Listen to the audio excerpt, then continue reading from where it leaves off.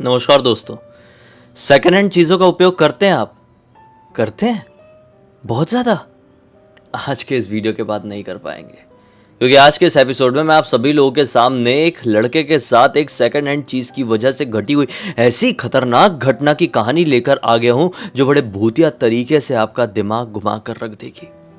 ज़्यादा पुरानी बात नहीं है, अभी से ठीक 1 साल पहले राज नाम का एक लड़का जो कि मुंबई में रहता था, 7-8 साल से मुंबई में ही रहकर अपनी अच्छी खासी जॉब कर रहा था, अपनी जॉब छोड़ देता है।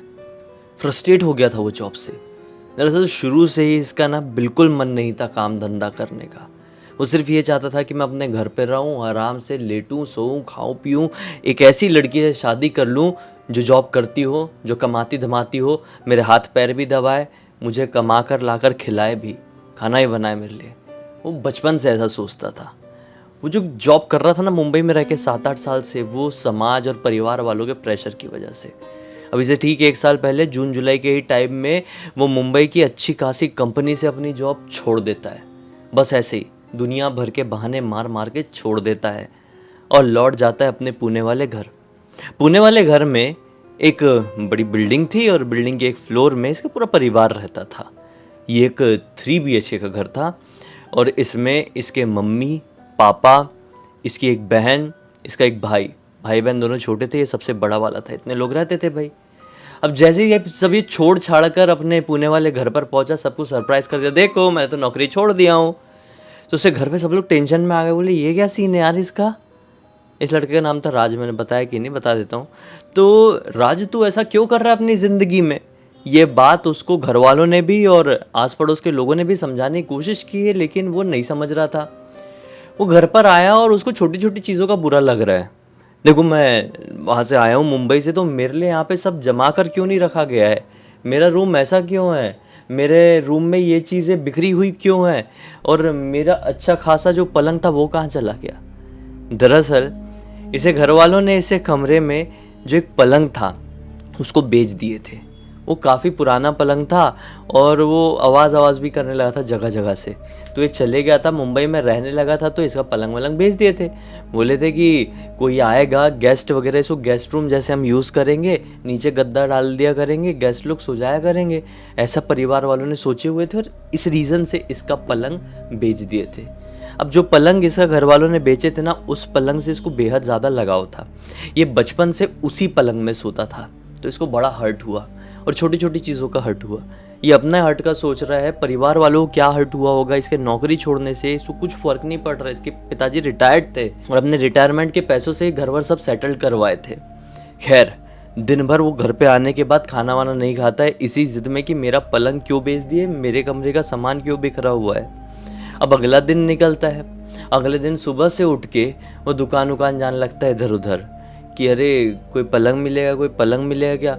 अब जो भी उसको पलंग बेच रहा है वो महंगे दाम में बेच रहा है। देखो ये मुंबई में जॉब तो करता था, लेकिन ये उड़ाता भी बहुत था। आप जैसा मैंने इसका इंट्रोडक्शन दिया उससे समझ गए होंगे कि ये कोई समझदार लड़का तो नहीं था। तो इसने ढेले भर की भी अपने पास सेविंग नहीं रखा था, इतनी भी सेविंग नहीं थी कि एक अच्छा पलंग अपने पैसों से खरीद ले। और इसके पिताजी, इसके माताजी इससे इतने ज़्यादा नाराज़ थे कि इसको पलंग के पैसे दे दें 25-30 हज़ार रुपये, ये तो हो ही नहीं सकता था। सोने वाली बात थी ना, तो गद्दा डाल के नीचे भी सो सकता था, ये वाला सीन था। नहीं दिए थे घर वालों ने पैसे, इसलिए आज सुबह से दुकान घूम रहा था कि कोई पलंग मिल जाए। कहीं कोई पलंग इसके बजट में इसको मिल ही नहीं रहा था। थोड़ा पैसा रहा होगा इसके पास। ऐसी एक दुकान में, एक छोटी सी सेकंड हैंड की दुकान में गया, बड़ा फ्रस्ट्रेट था। भाई साहब इतने रुपए का एक पलंग मिल जाएगा क्या। दुकान वाला बोलता है इतने में पलंग, भाई इतने में तो गाँव में खटिया मिलती है, तुम क्या बात कर रहे हो। अब ये सेकंड हैंड की दुकान वाले से बात कर रहा है ऐसा, और इसको ना एक आदमी घूर के देख रहा है बहुत देर से। इसको आखिरकार इस सेकंड हैंड की दुकान से पलंग नहीं मिला। ये उदास होकर बाहर निकला कि जो आदमी बाहर से इसको घूर रहा था बहुत देर से, इसके पास आता है, बोलता है भाई साहब मेरी ये बाजू में मुर्गे की दुकान है। तो ये बोलता है भाई मुझे मुर्गा नहीं चाहिए, मुझे पलंग चाहिए सोने के लिए, तुम्हारे मुर्गे को बिछा कर सोऊंगा क्या। बोलता है नहीं, वो तो मैं अपना इंट्रोडक्शन दे रहा था, दरअसल मेरे पास एक पलंग है जिसको मैं बेचना चाहता हूँ, क्या बजट है तुम्हारा। तो ये अपना राज बता देता है उसको बजट। बोलता है हाँ ठीक है। मुर्गे वाला बोलता है ठीक है चलेगा, ये तुम्हारा बजट है, ये पैसे मुझे दे दो और मैं तुमको पलंग देता हूँ। बोला ऐसे नहीं, मुझे ले चलो, पलंग दिखाओ, एक हाथ पलंग दो, एक हाथ पैसे लो, ऐसा वाला सीन रखते हैं। क्योंकि इसको भी थोड़ा ऑकवर्ड लगा कि मुर्गे की दुकान वाला ऐसा घूर रहा था मेरे को और डायरेक्टली आके ऑफ़र किया कि भाई कितना बजट है, मैं अपना पलंग बेच देता हूँ तुमको, तुम ले लो। ये मुर्गे वाले के साथ उससे घर पर गया, बेचारा चौल में रहता था, तो वहाँ पे दिखाया उसको पलंग राज को, और राज को सही में कमाल का पलंग लगा ये। बोला यार ये तुम इतने रुपए में दे रहे हो मुझे? तो मुर्गे वाला बोलता है हाँ भाई ले जाओ, मेरे कुछ काम का नहीं है, अभी कुछ दिन पहले तक काम का था, अभी नहीं है। तो राज को थोड़ा अजीब सा लगा कि ऐसा क्यों बोल रहा है, कुछ दिन पहले तक काम का था अभी नहीं है। लेकिन ठीक है, राज को क्या फ़र्क पड़ता है, जितना उसका बजट था उतने में ही इसको पलंग मिल रहा था। तो राज ने भी थोड़ी चापलूसी दिखाते हुए कहा कि नहीं भाई थोड़ा सा कम करो ना यार, अभी मैं देखो इतनी दूर चल के तुम्हारे साथ आया, फिर मुझे लोड करवा के घर ले जाना पड़ेगा, उसका भी टेम्पो वेम्पो का पैसा ये सब लगेगा।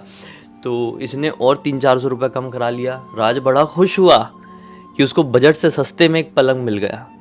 जानता नहीं था कि आगे क्या सीन होने वाला था राज के साथ। ये खुशी खुशी वो पलंग अपने घर पर लेकर आ गया, चौड़ में एकदम जा रहे हैं मम्मी पापा के सामने, देखो तुम लोगों ने पैसे नहीं दिए तो क्या हो गया, मैंने अपनी सेविंग से पहली बार कुछ खरीदा हूँ, पलंग लेकर आया हूँ, मस्त लगवा देता है अपने कमरे में। और आज डबल खुश था, जैसे बहुत बड़ा कहीं का तीर मारा हुआ है। बढ़िया खाना वाना दबा के खाया, रात का वक्त आया, ये सोने के लिए अपने बिस्तर में खुशी से गया। बढ़िया गद्दा बिछाया, मस्त सी चादर बिछाया, मुंबई से लेके आया था वाली चादर, बढ़िया से एकदम नई चादर मस्त बिछा के सोने के लिए गया ही है।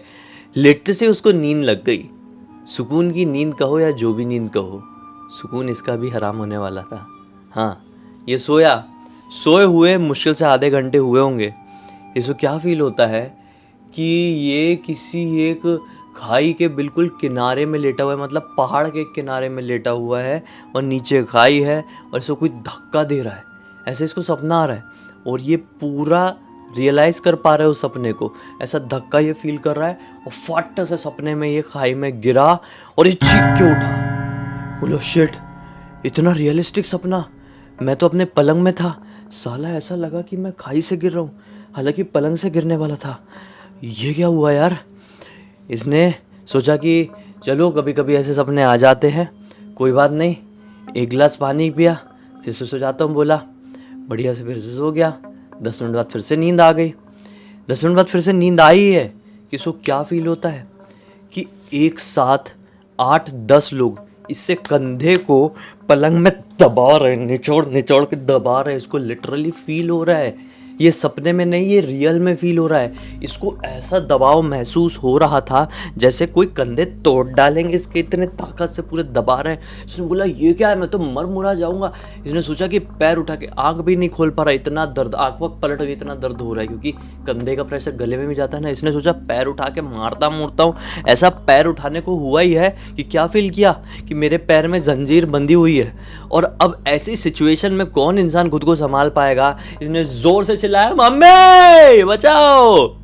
मम्मी घबरा गई, बाजू वाले कमरे में सो रही थी, भागती हुई, अरे अरे राज क्या हो गया, क्या हो गया? तो देखा मम्मी की आवाज़ से इसकी नींद खुली। हाँ मम्मी, ऐसा ऐसा मेरे साथ हुआ, ये सपना था कि सच्चाई, कुछ समझ में नहीं आ रहा है। मेरे पैर लिटरली जंजीर में बंधे हुए थे, मैं पैर हिला पा रहा था अपने, मुझे बहुत ज़्यादा दर्द हो रहा था। देखो मम्मी। मम्मी भी देखी तो मम्मी का दिमाग ख़राब हो गया। इसके पैर में लिटरली जैसे रस्सी से ऐसे टाइट करके आप अपने हाथ या पैर को बांधो कैसा निशान बनेगा, वैसे निशान बने हुए थे। मम्मी का भी दिमाग खराब, इसका भी दिमाग खराब। बोला ये क्या मैटर है, अरे बाप रे, कंधा भी नीला पड़ गया दोनों तरफ से।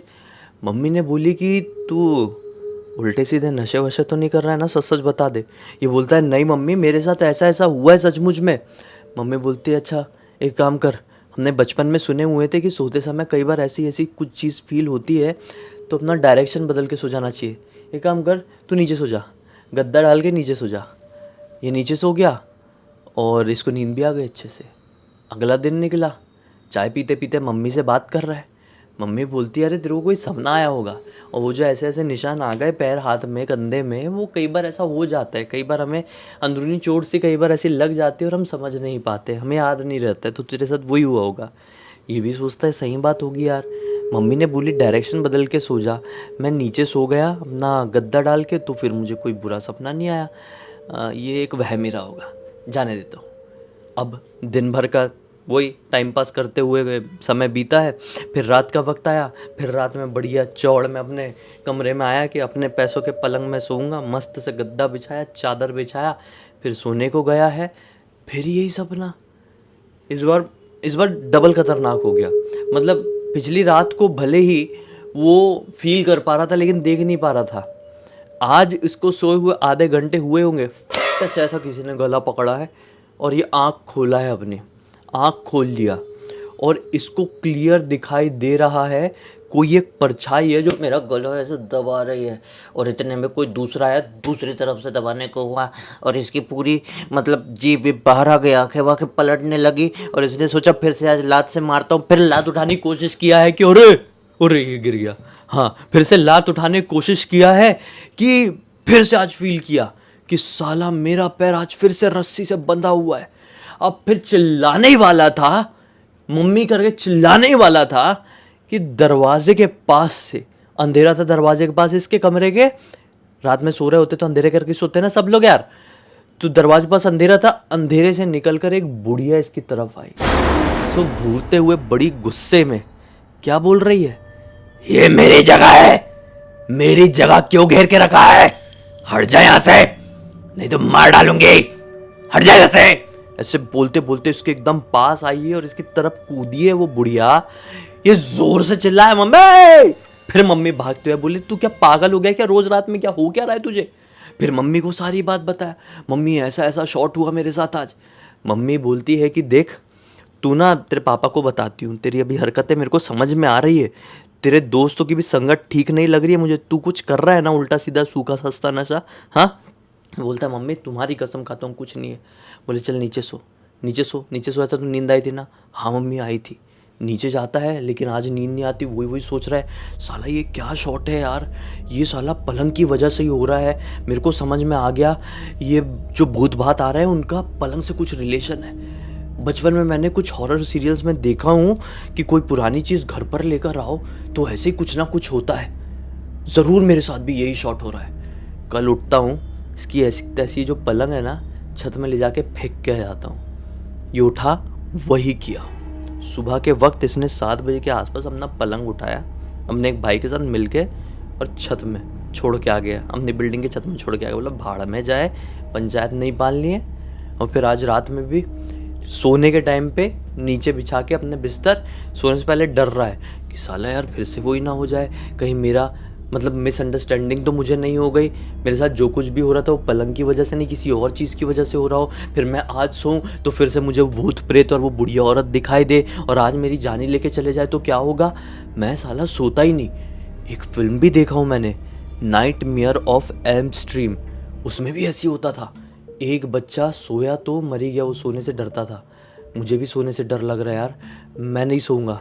ऐसा ऐसा करके मतलब दुनिया भर की चीज़ें इसके दिमाग में आ रही है और अगला दिन निकल गया। आज भी नहीं सो पाया, आंखों के नीचे काले गड्ढे पड़ने लगे। मम्मी पापा ने इसको ढंग से डांट लगाए, बोले तू तो हद कर रहा है यार, ऐसा होता है क्या, तू पगला वगला गया है क्या, तेरे को डॉक्टर के पास जाना है। इसने बोला नहीं नहीं नहीं, डॉक्टर के पास नहीं जाना है, मैं सो जाऊंगा, कोई टेंशन वाली बात नहीं है, बस मुझे थोड़ा सा टाइम चाहिए, मेरे साथ ऐसी ऐसी चीज़ें हुई। अब आप लोग तो विश्वास करोगे नहीं, सच्चाई जो है सो है, मुझे मालूम है, आप लोग मत ट्रस्ट करो। फिर आज रात का वक्त आया, ये सोने के लिए अपने गद्दे में गए और इसको अच्छे से नींद आई। बड़ा शौक है यार, नींद अच्छे से आ गई, जल्दी नींद भी खुल गई बढ़िया, 6:30 बजे उठ भी गया। बोला कुछ गड़बड़ नहीं हुई है, चलो उठ गया हूँ तो ब्रश कर लेता हूँ। बाथरूम में जाके ब्रश कर ही रहा था कि बाहर से चिल्लाने की आवाज़ आई, अरे कोई अंदर है क्या, बाहर निकलो, बाहर निकलो, तुम बड़े अजीब लोग हो यार। ये शॉक्ड हुआ, ये अकेला पूरा जागा हुआ था पूरे घर में, तो बोला कौन आ गया मेरे घर के सामने ऐसा बोल रहा है, बड़े अजीब लोग हो क्या इतनी सुबह सुबह आके। ये गुस्से में धमधमाते हुए अपने मेन गेट में गया, गेट खोला अपने घर का तो देखा कि एक आदमी मतलब इनकी बिल्डिंग का ये कोई, और उसके बाजू में पलंग रखा हुआ। तो बोला भाई साहब क्या हो गया, आप पलंग कहाँ से ले गए। बोले ये पलंग तुम्हारा ही है ना। ये बोलता है हाँ हाँ मेरा ही पलंग, क्यों क्या हुआ। बोलता है अरे भाई अपनी चीज़ों को ऐसे कहीं पे भी छोड़ के मत जाया करो, तुम पलंग छोड़ के गए थे हमें पता चला। बोला हाँ गया तो था, लेकिन तुम लेके क्यों आ गए और ऐसे चिल्ला क्यों रहे हो। तो ये बोलता है कि भाई साहब तुम छोड़ के गए थे, मुझे मालूम नहीं था ये तुम्हारा है। मैं छत में गया था, मुझे पलंग मिला, मुझे पलंग की ज़रूरत थी, मैं साला अपने घर पर लेकर आ गया।